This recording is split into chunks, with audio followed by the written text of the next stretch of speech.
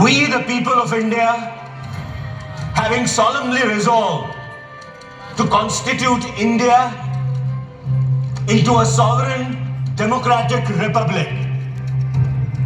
The question is that the constitution settled by this assembly be passed. The motion is adopted.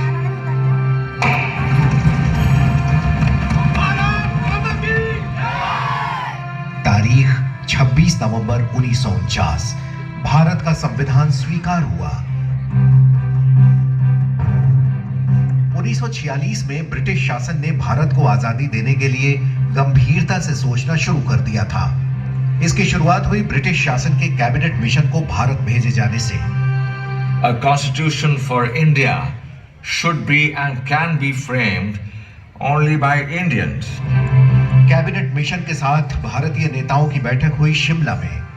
चर्चा के दौरान जब बात देश के बंटवारे पर चली तो सरदार वल्लभ भाई पटेल ने अपने लौह व्यक्तित्व का परिचय दिया। I will not be a party to this balkanization of India. No. India is one and will remain one country. साल 1946 में ही कैबिनेट मिशन प्लान के तहत संविधान सभा का गठन किया गया। डॉक्टर राजेंद्र प्रसाद को इसका सभापति और डॉक्टर B.R. आम्बेडकर को प्रारूप समिति का अध्यक्ष नियुक्त किया गया। 9 दिसंबर 1946 को पहली बार संविधान सभा बैठी। The resolution that I am placing before you defines our aims and describes an outline of the plans and points to the way which we are going to tread. ये बैठकें 2 साल 11 महीने और 18 दिन चली। इस दौरान नागरिकों के मौलिक अधिकारों, राज्य केंद्र संबंध, नीति निर्देशक तत्व, महिलाओं के अधिकार और जनता के हितों से जुड़े तमाम मुद्दों पर संविधान सभा के अंदर और बाहर भी चर्चा हुई। This voting right is the greatest fundamental right that we will be giving to the citizens of our country. सरकारी नौकरियों में कुछ विशेष कम्युनिटीज के लिए आरक्षण जरूरी है। नागरिकों के अधिकारों पर चर्चा के दौरान ही उनके कर्तव्यों का मुद्दा भी उठा। नागरिक के प्रति राज्य के कर्तव्य जितने जरूरी हैं, उससे कम जरूरी नहीं है राज्य के प्रति नागरिक के कर्तव्य। कई बार राज्यों, विधायिका और नागरिकों के अधिकारों को लेकर गंभीर चर्चा हुई। जवाहरलाल जी, जब तक प्रांतों को आप कुछ जिम्मेदारी देंगे नहीं, सूबे जिम्मेदारी लेना सीखेंगे कैसे? क्या लेजिस्लेचर के पास ये विशेषाधिकार होगा कि अगर वो चाहे किसी भी व्यक्ति को बिना मुकदमा चलाए ही कैद में रख सकते हैं? No discrimination shall be made on grounds of religion, race, caste, language and sex. हमारे संविधान की एक खासियत है इसके नीति निर्देशक तत्व। एक तरह से कहें तो ये सरकार के लिए जनता का आदेश पत्र है। The directive principles of state policy cannot be enforced in a court of law.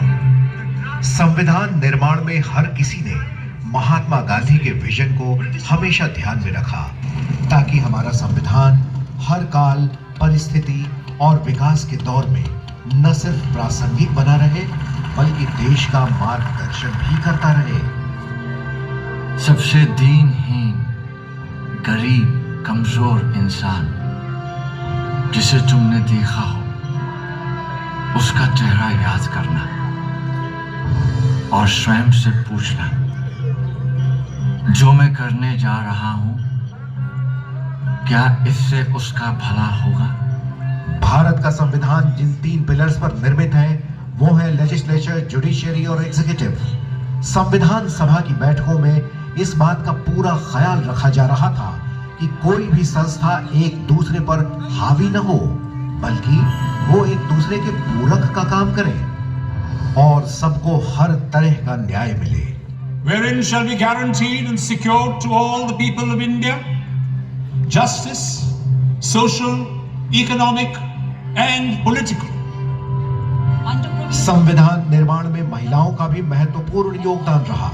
हम सिर्फ इतना मांग रहे हैं कि औरतों को भी कानून के समक्ष समाज में और शिक्षा के मामले में बराबरी के हक मिले। कुछ सिविल आजादियां हर शहरी को ऐसी मिले जिन्हें छीनना किसी लेजिस्लेटर के लिए भी नामुमकिन हो।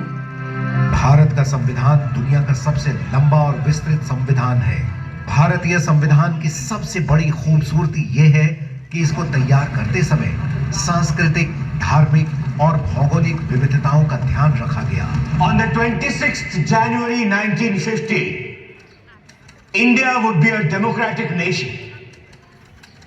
In the sense that India from that day would have a government of the people, by the people, and for the people.